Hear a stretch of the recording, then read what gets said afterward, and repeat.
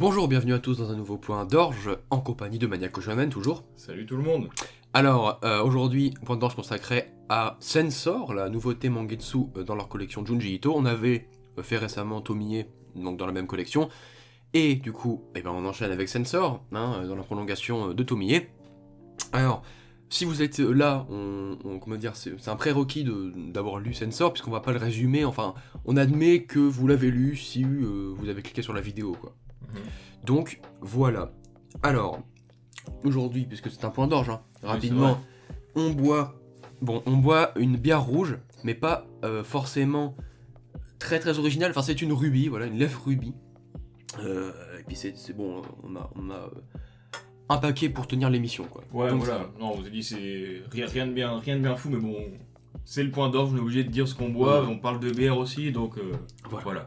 Même si Sensor ne parle pas beaucoup de bière. Pas des masses, non. Alors, écoute, je vais on va commencer par parler de l'édition, rapidement.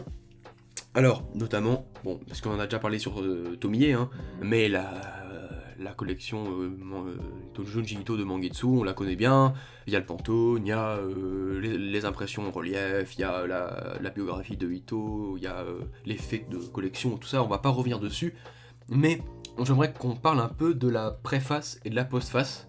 Ouais. Qu'est-ce que t'en as pensé, toi ? Je trouvais la préface assez simple pour le coup, puisque c'est surtout de qui déjà ? De Hideo Kojima, bien évidemment. C'est surtout Hideo Kojima qui laisse un petit message à son grand ami Junji Ito. C'est pas, il parle pas plus que ça du manga, et c'est vrai que c'est pas vraiment une préface sur Sensor, c'est plus une préface de Kojima sur Junji Ito. Ouais. Alors que à côté de ça, la postface, ça reste une. La postface c'est beaucoup mieux, enfin comme avec Tomie, en fait, c'est une vraie analyse de Morolian. Ouais, c'est une analyse, mais surtout qui nous aide au niveau des références pour écrire Sensor, parce qu'au niveau de l'interprétation, il donne pas forcément beaucoup de choses, mais en tout cas, il nous aide à comprendre la démarche de Ito pour écrire justement Sensor et réaliser Sensor, et aussi les inspirations, notamment des œuvres de Daijiro Morohoshi, pas disponibles en France, malheureusement. Mais voilà, en tout cas, c'est vrai que ça nous aide pas forcément à interpréter l'œuvre, mais plus à comprendre comment elle a été réalisée, tu vois. Ouais, c'est vrai. Donc, au niveau de la... Pareil pour moi, je suis d'accord avec toi, au niveau de la préface, rien d'exceptionnel, c'est un invité de marque, et puis voilà, c'est une petite dédicace à Junji Ito, exactement comme tu l'as dit. Alors, pareil, je voulais juste qu'on parle vite fait de pourquoi est-ce que Sensor est sorti juste après Tomie, pourquoi un tel choix, tu vois. Pour toi, est-ce que c'est intelligent, c'est réfléchi d'avoir sorti Sensor après Tomie? Pour moi, il y a plusieurs aspects. Déjà, c'est pas mal pour commencer la collection d'avoir en premier Tomie, qui est du coup le premier titre de l'auteur, et maintenant d'avoir un manga qui est beaucoup plus récent. Je sais plus quand est-ce que c'est sorti, 2019, quelque chose comme ça, Sensor. Et du coup, pour voir à peu près tout ce que cette collection Junji Ito va englober, que ce soit des travaux plus anciens de Ito ou jusqu'au dernier paru.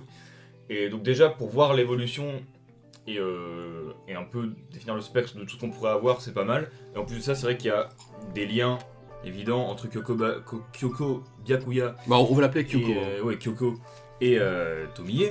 Elle au moins, il n'y a pas de difficulté. Notamment d'un point de vue capillaire. Ouais, même si en fait finalement Kyoko ça reste... Enfin, on peut la comparer à Tomie dans le sens où elle par sa beauté, elle envoûte aussi les hommes autour d'elle. Et sauf que contrairement à Tomie, elle est beaucoup moins maléfique, et elle... clairement, moins. C'est un personnage assez bizarre en fait. Elle est... Pendant une bonne partie du tome, on la voit pas trop en fait, on la cherche un peu, on la voit passer, et c'est un peu spécial, mais en tout cas c'est pas un personnage, c'est pas un antagoniste comme pouvait l'être Tomie. Voilà, c'est un genre de Tomie sympa en fait. Elle a pas de mauvaises intentions. Noter aussi que tout le long, enfin pas tout le long, mais en tout cas jusqu'à un certain point, on se demande si Kyoko est une menace ou non. En fait, on se demande, en fait, elle est maléfique ou elle est bonne pour l'équilibre du tome, pour l'équilibre astral et tout. Moi, je me suis demandé, est-ce que c'est vraiment un personnage démoniaque ou alors un personnage bon, tu vois. Et du coup, jusqu'à un certain point, Ouais. où là, ça part vraiment dans un manichéisme. Bah, quand assez on voit appuyé. l'antagoniste vraiment, on se doute que c'est Ouais. pas un. Non, mais ouais. C'est vraiment pas un gentil, un bon gars quoi. Ouais. Ça se voit qu'il il a ses motivations et tout ça, mais je veux dire, tu le vois que entre la noirceur et la blondeur de l'or, il y a. Ouais.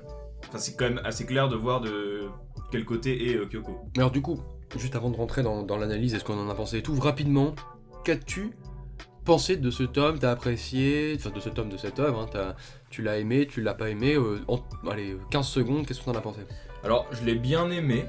Je trouve que c'est pas le titre le plus accessible de Ito, clairement, mais ça fait son taf d'horreur cosmique. On a des bonnes idées aussi dans certains chapitres, même si je trouve que bah c'est un peu décousu, hein, forcément, donc Ito l'explique dans sa postface. Mais globalement, c'était une lecture agréable, et même si le thème de base de tout ce qui est secte et tout ce plan astral qui est très mis en avant, c'est pas forcément ce que je préfère. Mais je trouve que ça arrive bien, ça se tient bien en tout cas en one shot comme ça. Ouais, bah moi je pense un peu plus aimé que toi. Je pense que t'as aimé, hein, mais Oui, moi, moi j'ai aimé, voilà, j'ai aimé. Ouais, moi j'ai bien aimé. Parce que, contrairement à toi, le thème religieux, sectaire, voilà, ouais, tout ça, enfin tout ce milieu-là, plus ou moins nébuleux, mystique et tout, moi j'aime bien. J'aime bien, ça me parle. Et étant croyant en plus, ça m'a intéressé jusqu'à la fin, notamment d'un point de vue mythologique. Et je me suis dit, c'est pas forcément ce qui se fait de mieux dans l'horreur cosmique, tu vois que c'est pas son registre de prédilection. Mais, Après, il a déjà fait bien mieux. oui, mais franchement, c'était intéressant et je suis content qu'il y ait, bizarrement, on va en parler, hein, mais qu'il n'y ait pas tant de scènes d'horreur que ça en fait. Ouais. Moi je suis content qu'il n'ait pas essayé de remplir artificiellement son manga de planches horrifiques. Et je trouve que ça fait vraiment le taf, et c'est pour ça qu'il y a des critiques qu'on a vues tout à l'heure avant de tourner l'émission qui reprochaient un petit peu trop de phrases, de parler, c'était un peu trop verbeux. Et en fait, bah moi j'ai bien aimé. Ouais, j'ai bien aimé toute cette partie-là, parce qu'il y a beaucoup d'enjeux qui prennent place au début. Là, l'auteur installe beaucoup de prémices au début de son tome, et le lecteur est vraiment assailli de plein de mythologies. Tu vois la secte de machin, tu vois Kyoko, tu vois la ville avec le volcan et les cheveux d'or. Enfin, il y a beaucoup de choses à assembler au début, donc c'est plein d'éléments comme ça qui sont distillés un peu à droite à gauche, et tu essaies de les rattacher, tu dis ok, donc c'est dans le même monde, c'est-à-dire qu'il y a un village qui est quelque part, on sait pas où, trop, au Japon, il y a des cheveux d'or qui tombent dessus, ils ont un prophète, mais en fait il y a un reporter et il y a une autre secte qui a disparu. En fait il faut à chaque fois se dire ok. En fait pour moi ça se concentre vraiment surtout au début. Après t'as tous les chapitres où ça avance un peu mais ça développe un peu l'ambiance, l'univers et tout ça. Et à la fin, à la toute fin, le dernier chapitre, là ça conclut, ça revient là-dessus. Mais pour moi c'est surtout au début et à la fin. Et entre deux, c'est pour ça que moi on parlera, j'ai trouvé qu'il y a peut-être un problème de cohérence à ce niveau-là, mais je sais pas si ça m'a pas vraiment dérangé parce que ça reste quand même très sympa.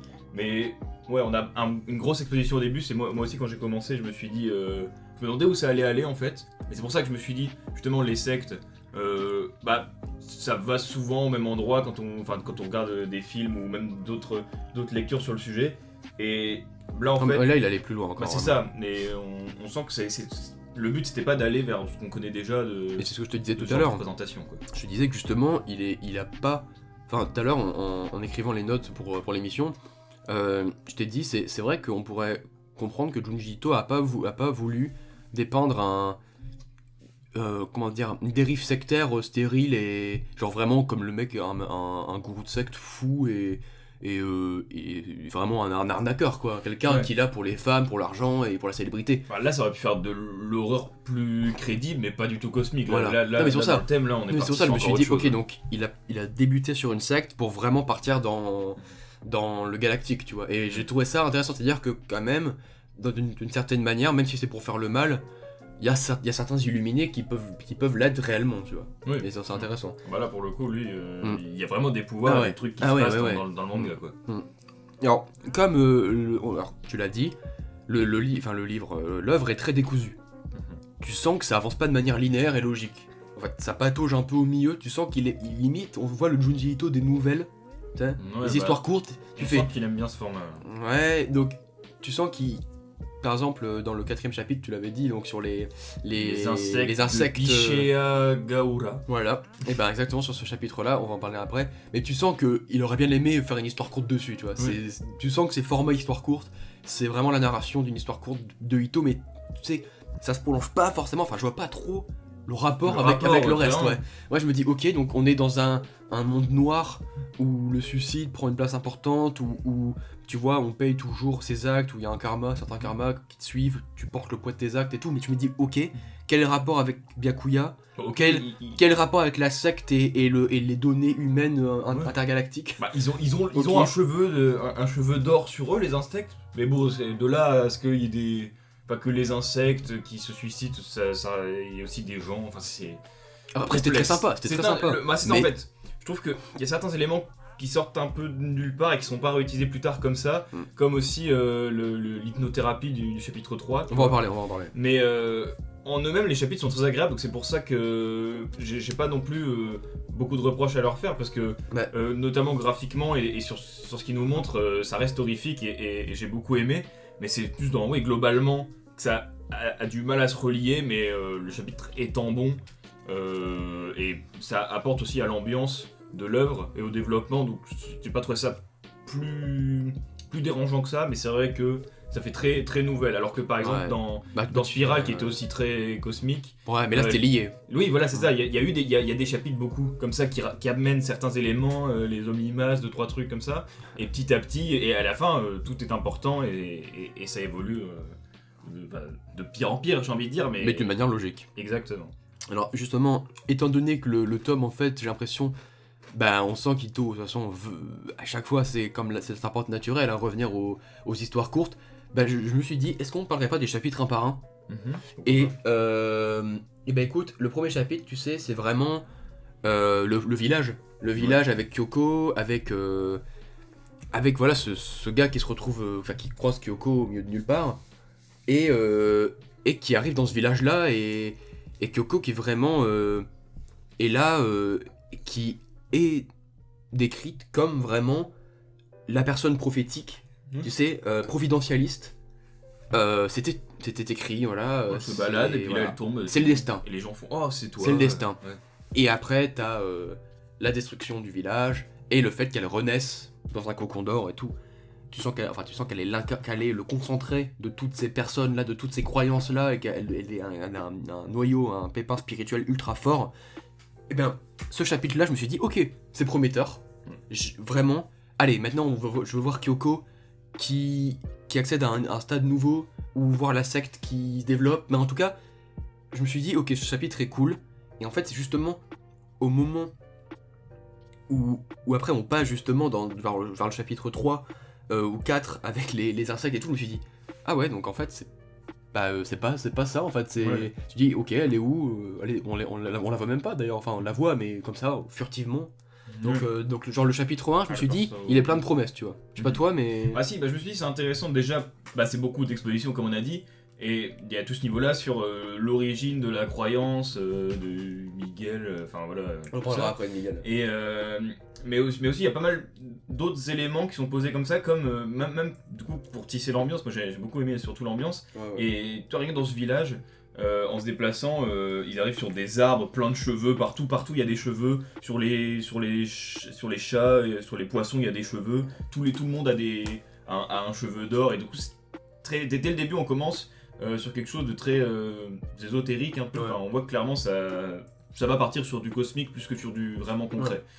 Et donc pour ça j'ai bien aimé, et pareil je me suis dit où est-ce que ça va amener, ok bon début, et voilà. Donc moi c'était le premier chapitre, franchement j'ai pas eu de problème. Ensuite le deuxième chapitre c'était sur les mémoires akashiques.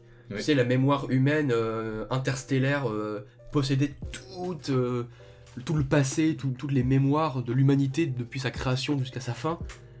Ça c'était vraiment bien, tu vois, le poids du gros nuage qui se forme autour de la secte là, vraiment et la folie qui les guette, tu sens quoi. Là on le voit exactement, c'est un gros cerveau. Là, c'est un énorme cerveau, un cerveau gigantesque qui grossit de plus en plus menaçant, et qui devient de plus en plus menaçant. On commence à bien voir l'image du christianisme dans la secte avec les croix et les locaux. Et c'est aussi l'introduction de Wataru, qui est aussi techniquement le personnage principal aussi Ouais. de la majorité Il traverse des les trucs, chapitres. quoi. Ouais, parce que Kyuko est en fuite et en mouvement, et donc c'est plus compliqué. Mais Après, moi, rapidement, pour ce qui est du christianisme, je trouve ça... très brouillon, en fait. Genre, je trouve que... c'est pas subtil. mhm. Même à la fin, tu sais, on en parlera, mais quand il parle de la persécution chrétienne et tout, Ouais. et puis putain, tu te dis, ouais, genre, ça aurait pu ne pas apparaître, ça aurait été bien aussi, tu vois. Ouais. Je sais pas ce que ça apporte en fait. Bah, puis rien que dans Je l'imagerie. suis là, d'accord, ok. Rien que dans l'imagerie, tu vois, je l'ai pas lu, mais de ce que j'ai vu de Remina, c'est rien que c'est la couverture aussi, Remina sur une croix attachée, Mhm. Et puis c'est bien plus réputé, j'ai surtout envie de lire Remina, putain, rééditer Remina, parce que ça a l'air d'aller plus loin là-dedans et d'être plus intéressant. Parce que là, je me suis dit, il aurait juste pu faire des symboles religieux anonymes, tu sais, qui sont pas reliés à des religions existantes vraiment. Ça aurait bien marché en fait, juste me dire une secte, ok, ils ont une croyance X et ils persécutent X croyances, ou X personnes. Je me suis dit, ok, d'accord. Mais là, de donner un nom, en tout cas un symbole et tout un imaginaire, une imagerie au christianisme, je me suis dit, ouais, je comprends pas trop ce que c'est un foot là. Ouais. Là, je me suis dit, bon, d'accord. Et puis, en même temps, c'est vrai que j'aime bien. Moi, comme je l'ai dit, je suis très croyant, mais j'aime bien qu'on manipule la religion pour en tirer de l'horreur. J'aime bien ça, tu vois, par exemple, Kota Hirano, dans Hellsing, il fait beaucoup ça, et j'aime beaucoup, tu vois, si la section 13 était pas aussi folle, ça serait moins fou, tu vois, ça serait moins intéressant. Ben voilà, là je me suis dit, ouais, ok. Donc ce chapitre 2, il est intéressant, donc là il continue à... on voit bien, des éléments très importants. Mais en fait le truc c'est que j'ai l'impression que chaque chapitre franchement est une histoire courte. Hein. Ouais, en fait... Parce que vraiment je me dis, ok, donc là tu vois, il y a le nuage qui se forme, c'est les mémoires humaines intemporelles, et puis après il disparaît, on n'en a plus parlé. On a l'impression que... Je me dis, ouais. Que Ito déjà, il tient à conclure la majorité de ce qui à chaque chapitre, de ce à la fin qu'il de chaque aborde chapitre. dans un chapitre, Ouais, à la c'est fin. Ouais, tu Et sens à que la c'est fin, des et réflexes souvent même en une page. Genre là à la fin tu lis, ça tombe, tu tournes la page et t'as en même temps juste c'est tombé, c'est la fin, et puis le début du chapitre d'après, vraiment. Tu sens qu'il c'est a vraiment des pas envie réflexes de développer ça. C'est vraiment des réflexes d'auteur d'histoire courte. Ouais. Même Tomie, c'était le cas aussi quand même dans les quelques nouvelles de Tomie qui se suivaient avec le même personnage qui continuait à tourner autour de Tomie, techniquement le chapitre lui-même se tenait, et c'est-à-dire que chaque chapitre peut vraiment se lire séparément, et je trouve que là en one shot c'est presque dommage parce qu'il pourrait vraiment, c'est un autre style de narration, mais il pourrait vraiment aussi juste continuer l'histoire et faire ça de façon plus consciente, parce que là on voit bien que il sait pas trop forcément où il va. Non, vraiment, mais en fait c'est ça, hein. La plupart du temps, à la fin de chaque chapitre, tu dis, oh il était cool le chapitre, mais tu te dis, ouais mais là c'est censé être une narration fluide et continue quoi, c'est un peu bizarre. Pour ce qui est du troisième chapitre, il était intéressant celui-là, c'était vraiment avec l'éveil, avec tout ce qui est de la médecine et de l'hypnose, tout ça c'était intéressant, il y a une bonne scène d'horreur notamment avec tous les sens qui s'éveillent tellement fort que les oreilles deviennent énormes, les yeux sortent de leur orbite, tout devient genre comme des genres d'algues, de plantes dégueulasses. C'était intéressant. Ouais, c'est vraiment très... c'est la langue qui sort carrément des galaxies là, les neurones. Mais c'est pour ça que là on comprend encore. Mais encore une fois, c'est que en surface. On comprend qu'il parle justement de l'enveloppe charnelle, de l'âme, de l'éveil, de la conscience galactique, etc. Le fait, par le biais de quand il récite des formules très précises, tout ça, c'est intéressant et tout. Mais je me suis dit, putain, ça aurait été intéressant de le développer plus et de le voir dans le chapitre d'après, de voir ce qui se passe, parce que là, ça finit très abruptement. Enfin, c'est.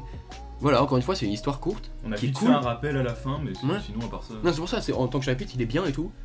Et mais en tout cas, voilà, c'est vrai que c'est très graphique et ça fait le taf. Je sais pas ce que t'as pensé. Oui, moi j'ai vu ça, je me suis dit, ça c'est. Ça clairement, en fait. On va pas le dire à chaque fois, mais vraiment, franchement, le style de Ito fonctionne très bien. On en a pas parlé au début, j'ai ellipsé le dessin, donc tu peux en parler. Oui, voilà, non, mais j'ai pas non plus grand chose d'autre à dire de plus que d'habitude, mais là, je me suis dit, là, on a des idées mises en scène, et dessinées à la Ito qui rendent très bien, et une horreur plus graphique qui est assez rare dans ce tome.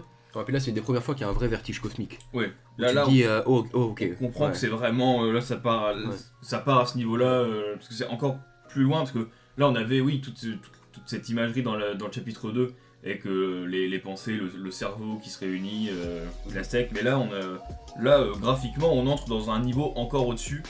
Et non, j'ai bien aimé, c'est le genre de cases et de planches où je peux regarder pendant plusieurs minutes et me dire Intéressant. ça marche bien et c'est efficace. Ouais, Vraiment, puis c'est vraiment le genre de planche, c'est ça. Où genre, même à la fin, tu te dis, ok, donc quel organe est où? Ouais. T'essaies de suivre la langue, où est-ce qu'elle va, les yeux où ils vont, bon, c'est intéressant quoi. Graphiquement, c'est sympa. Surtout que ça va très loin. Au début, Ouais. on voit que ça sort déjà juste la première case pour être flippant. Ouais. Et après, on voit vraiment que ça sort et puis Ouais, ça ouais. va dans l'espace. Donc, tu Ouais. vois, ok, là c'est. Et puis ça forme des c'est galaxies, possible, tu vois. ouais, là, quand on tourne, alors là, ça devient juste des neurones, je Ouais. sais pas ce que c'est. Ouais, C'est- des séquences d'ADN. C'est vraiment. Bon, c'est intéressant quoi. Voilà, Voilà, c'est puis ça. après il part dans l'espace. Ouais. Bref, pour ce qui est du 4ème chapitre, bah déjà ça m'a beaucoup fait penser à Gyo. Hein, les insectes comme ça sur pattes qui se déplacent rapidement et tout, une invasion d'insectes. Bon bah comme je l'ai dit au début, ça parle beaucoup du karma, le fait que ce que t'as fait dans la vie, les actes répréhensibles te poursuivent inlassablement et que tu vas pas y échapper. On a le personnage de la fille du tenancier de la pension qui a trompé son gars et qu'elle l'écrase et tu vois l'insecte écrasé qui prend la forme de son ex défunt et qui lui reproche toutes les horreurs qu'elle a commises et tout, donc c'est vraiment, enfin les horreurs, tous ses défauts. Et ça, je me suis dit, ok, le chapitre est vraiment cool. Encore une fois, je vois pas le rapport.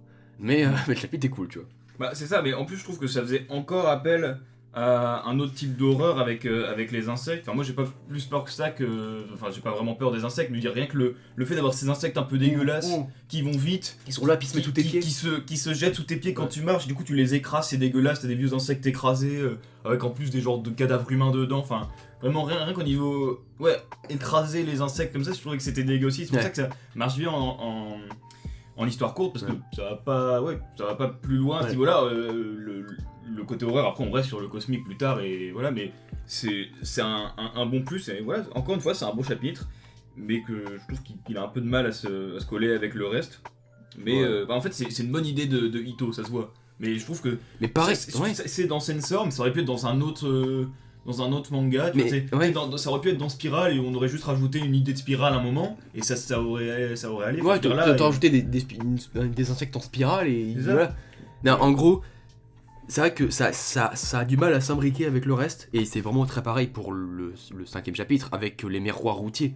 Oui. Le fait que c'est très inventif, hein, mais le fait que comme si l'humanité était constamment espionnée par un seul gars. Ouais. Il y a un gars au départ d'un carrefour là qui voit le monde, tout le monde, enfin le Japon en tout cas, tout le Mhm. Japon, juste à partir des miroirs routiers qui sont déformés de place par les voitures qui leur rentrent dedans. Quand tu fais bon, ok, c'est du Ito. Ouais, c'est une bonne idée aussi quand même. C'est vraiment Franchement, une très bonne idée, mais c'est comme si l'humanité était en boîte et observait. Bon, franchement, ce chapitre était très cool, mais encore une fois, tu te dis, mais quel rapport quoi. Ouais. Non, mais c'est ça que je te dis, bon, ok, il se passe ça, il y a un cheveu d'or. Bah oui, on se dit, ouais, c'est d'accord, c'est la secte qui Ouais. par les cheveux, observe tout le monde. Ouais, et mais voilà, alors mais quand même, c'est vraiment très. Mais si, c'est la secte, ils ont les pouvoirs de l'espace, là, c'est bon, voilà, Ouais. ils sont trop forts. Mais bon, c'est vrai que c'est un peu. C'est cool, hein, franchement, l'idée est très cool. On a aussi des personnages assez flippants, notamment l'ancienne copine de Wataru qui est présentée, qui marche bien, enfin qui marche la bien aussi stalk, dans l'ambiance, qui est flippante aussi. Mais c'est vrai que je retiens pas grand chose d'autre de plus que l'idée. Et Ouais, que, ça, ouais. que la secte est toujours là, d'accord, ok, on Que le comprend. concept, ouais, que le concept. Et, mais voilà, mais c'était encore une fois intéressant. Et juste. Bah, jusqu'alors, enfin jusqu'à ce chapitre, je trouve que la dichotomie entre l'obscurité et la lumière était présente, tu vois, on l'a capté, mais vraiment, vers la fin, alors là par contre, là tu sens que Ito il s'est dit ok, donc je vais finir mon manga comme ça. Jusqu'à moi il était hésitant, mais il s'est dit ok, je vais à fond dans le manichéisme, je vais à fond dans la dichotomie entre le bien, le mal, l'obscurité et la lumière, le fait que Kyoko incarne l'espoir avec ses cheveux d'or, et le fait que le noir de G incarne la fin de l'humanité avec son horreur galactique et sa dimension intersidérale. là il s'est vraiment dit, puis en plus il s'est permis de rajouter en plus Miguel aka Jésus, comme ça il s'est dit allez je vais refaire le parcours de croix des chrétiens qui se faisaient pousser dans le vide on va revenir sur des débats temporels. Ah aussi. ouais non vraiment, voilà, là je me suis dit, ouais donc ok donc, tu sais quoi, vraiment mais j'avais même oublié le bail temporel tellement je me suis dit ok c'est une mauvaise idée. Ouais. Tu sais, je me suis dit d'accord ok, bon tu sais quoi à la limite je comprends l'opposition. En fait, parce que l'opposition entre justement l'obscurité et la lumière, l'espoir incarné par Kyoko et le désespoir incarné par le chef de la secte, Kagero Haido. Haido, ouais, incroyable, hein, m'a accroché. Je me suis dit, ok, ouais, j'aime bien cette idée, je trouve que c'est cool. Donc, vraiment là, pour le coup, la dimension religieuse et historique, hein, parce qu'il fait des rappels historiques, hein, Ouais. tu vois, au niveau de la persécution des chrétiens et tout, bah, théologiquement parlant, ça voilà, j'ai été investi dedans. Mais là, vraiment, c'est omniprésent. Enfin, à la fin, tu sens qu'il a vraiment fait un virage à 90 degrés. Il a fait, allez, c'est bon, on finit en opposition religieuse. C'est les 2 derniers chapitres pour terminer. Il s'est dit, ouais, c'est bon, on va partir vraiment là-dessus, comme ça. Voilà. On revoit 2-3 éléments qui étaient présents dans les chapitres d'avant, mais bon, pas tous. Ouais. Il a choisi. C'est pareil, tu vois Miguel. Donc c'est une sorte de prophète miséricordieux, bon, avec qui fait venu de l'Occident, des parallèles un peu très peu subtils, ouais. Et tout. Donc tu te dis bon, ok, c'est intéressant. Et puis bah moi la fin j'ai bien aimé. Donc je sais pas ce que t'as pensé de ce dernier chapitre. Bah j'ai trouvé, la fin déjà je le trouvais satisfaisante en fait. Ouais. Je trouvais que ça concluait bien l'histoire tout en restant ouvert, un peu ouvert d'une certaine façon, et que ça nous permettait de mieux comprendre aussi le passé, parce que c'était encore assez nébuleux ce qu'on voyait dans le chapitre 1. Qu'est-ce qui s'est vraiment passé, qu'est-ce qui était réel de ce qu'on a vu. Bon, je trouve que Wataru en tant que personnage principal est pas incroyable, il sert juste de témoin. Et le chapitre se tient et conclut bien le manga. Tu sens que ça aurait pu aller plus loin et partir autrement, mais là on part.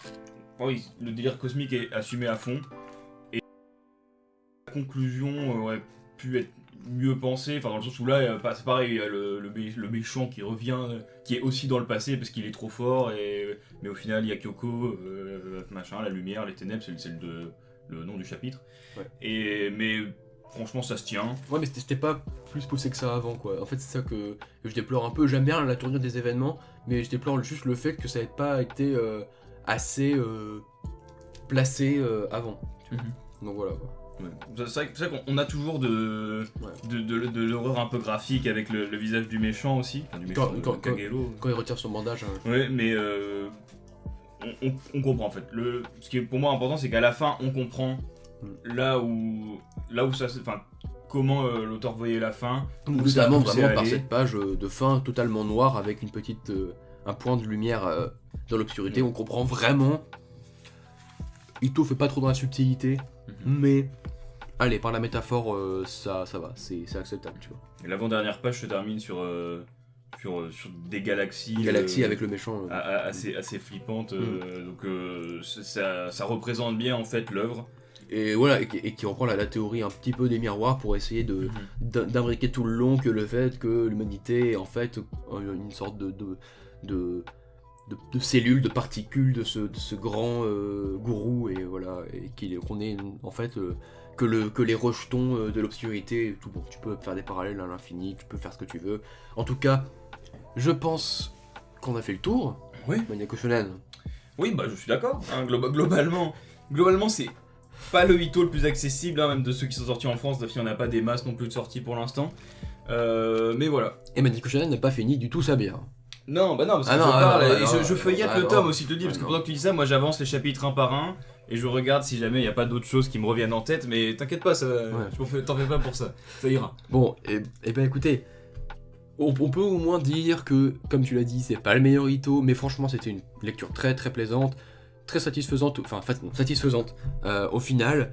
On sent que le parcours du titre était assez hasardeux, on sent qu'il y a eu des hésitations, que c'était en fait pas vraiment pensé comme ça initialement, mais de par l'édition, de par quand même l'horreur cosmique qui est quelque chose de pas si récurrent que ça, notamment dans les librairies, au moins pour l'effort de style, Bah achetez-le. Et vous pouvez ça. pouvez lire Sensor quoi. Bah, de toute façon, si vous êtes allé jusqu'au bout, bah, c'est que vous l'avez forcément acheté. Bah oui, vu qu'on l'a dit dès le début, mais en effet, on conseille. Voilà, exactement. Ça reste toujours pas. Enfin, pour l'instant, c'est Gyo notre plus grosse déception, toujours. Hein. Bah oui. Mais pour moi, Sensor aurait peut-être pu finir en Gyo d'une certaine façon si il s'était encore allongé, tu vois. Parce que Gyo, c'était quoi? C'était 3 tomes, quelque chose comme ça. Ouais. Et justement, c'est sur la longueur, à la limite. Au début, ça pouvait aller si jamais ça se concluait assez vite, mais c'est parti en bordel. Peut-être que là, finalement, tant mieux que ce soit fini avec le chapitre 6 et le chapitre 7. Moi je suis d'accord. Parce que si ça se trouve, on aurait pu continuer à avoir des idées qui allaient pas forcément bien s'abriquer, déjà que c'était pas ultra clair. Donc, en tant que one-shot, ça fonctionne très bien. Voilà. Et bah, encore une fois, on a hâte de voir ce qui arrivera prochainement. Voilà. Chez Bah, c'est Junito. les chefs-d'œuvre. Et là, pour l'instant, pour le coup, on va bien parler d'histoire courte encore la prochaine fois. Voilà. L'exercice dans lequel il se sent le plus à l'aise. On C'est a pu c'est comprendre. largement vérifié. En tout cas, merci à tous de nous avoir suivis jusque-là. Et on vous dit à très bientôt pour, à mon avis, un prochain point d'orge sur un Junji Ito ou autre chose. Oui. Au revoir. Allez, salut. Je sais pas quoi dire.